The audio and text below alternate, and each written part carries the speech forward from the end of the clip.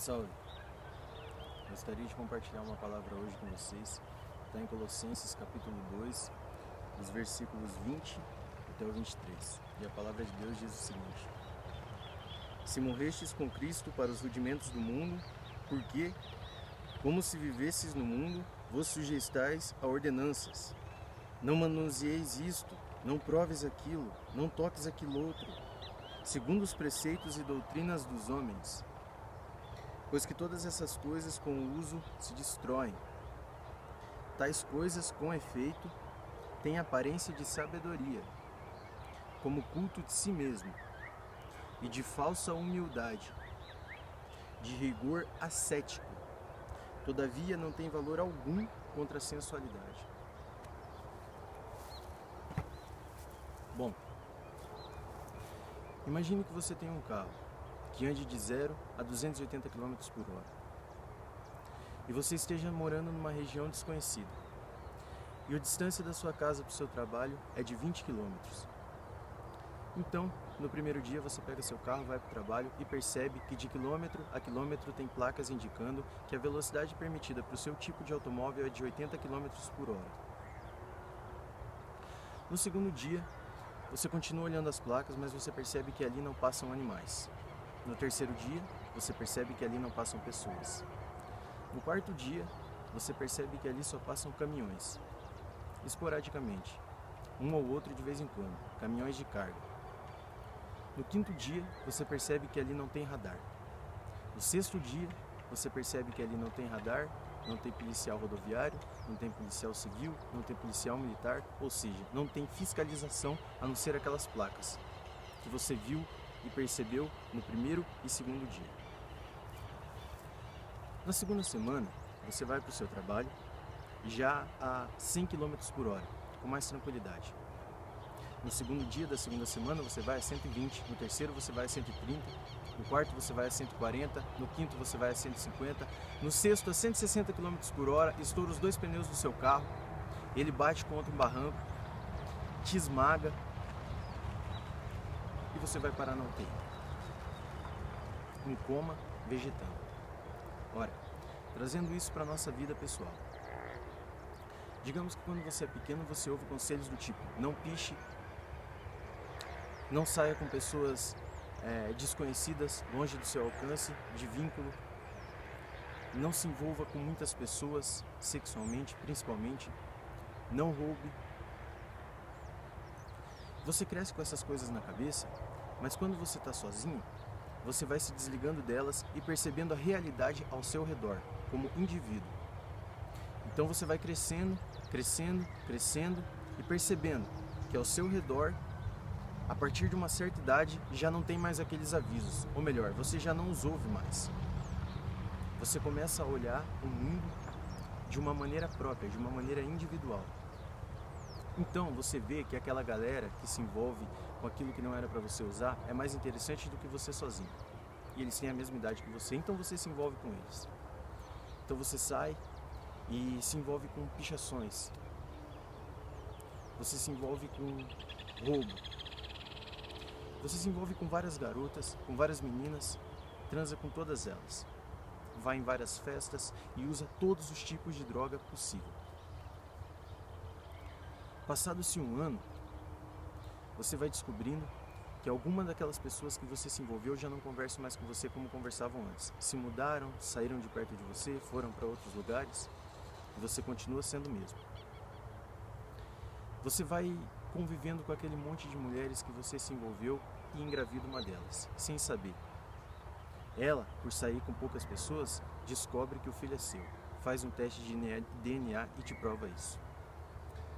Você pegou uma certa mania, digamos, de furtar. Porque, afinal de contas, aqueles amigos que andavam com você já não te lembravam mais dos avisos que você tinha na infância. E você via que não era tão difícil assim quando vocês estavam sozinhos. Então você começa a se envolver com pichações. Porque aqueles amigos que andavam com você faziam isso. E você começa a fazer também. Porque para você é simples, é fácil. De madrugada, ninguém está te vendo. A lei diz, não piche ali.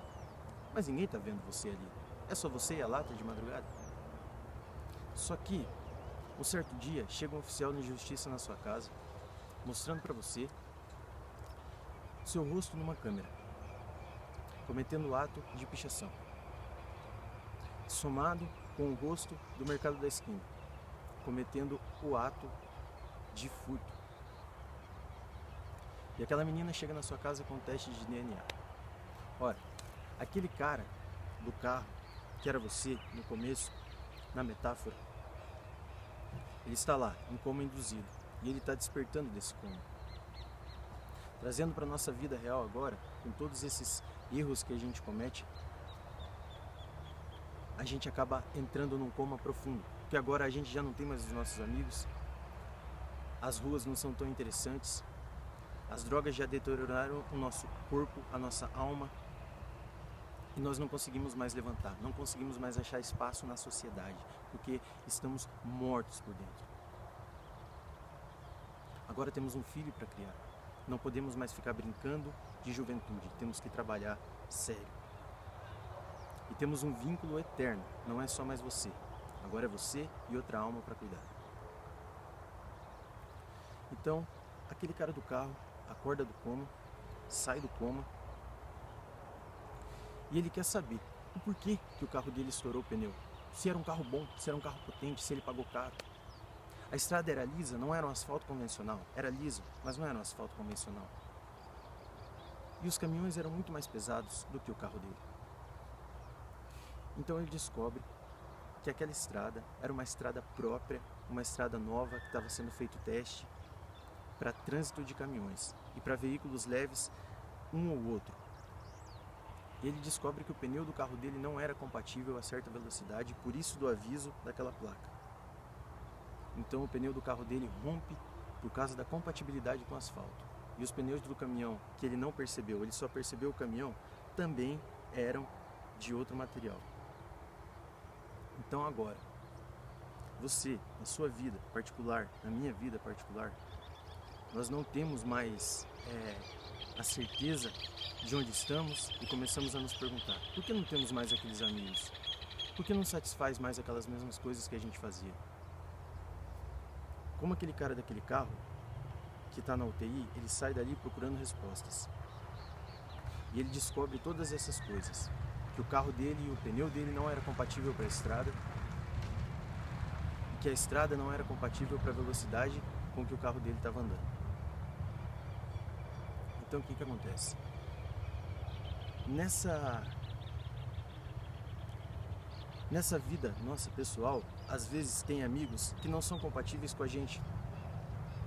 Às vezes na nossa vida particular, na nossa vida pessoal, tem rolês, tem drogas, tem substâncias que a gente faz uso que não é compatível com o nosso corpo. Porque não foi o que a gente aprendeu, não foi o que a gente foi preparado para ser, não foi o que a nossa alma estava pronta para ser. Então agora você talvez esteja numa depressão, num coma profundo, como aquele cara na UTI. Mas eu te digo hoje que você pode sair daí. O médico está te dando alta, sim. E o médico é o Criador dos céus e da terra, chamado Jesus. Isso. Nele você vai descobrir aonde que é a velocidade certa para você andar.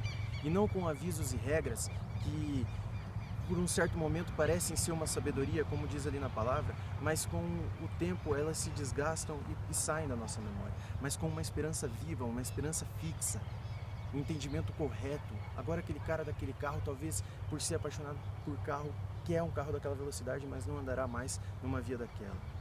E você também, Deus está te dando a oportunidade de sair desse coma profundo e dessa depressão. E Ele quer andar dia a dia com você e te mostrar o caminho que você deve andar. Para que você não capote, para que você não vacile, que você não oscile. Sim, você pode andar no meio de todas aquelas pessoas, desde que você respeite a velocidade da via que você está sendo colocado, mas não pelas placas e pela lei, sim pelo Espírito, pela compreensão de que o conhecimento vem antes do que a obra. Então você precisa conhecer onde você caminha, com quem você vive e o que você faz. Aceite a Jesus no seu coração e pense nisso nessa manhã. Valeu, fique em paz.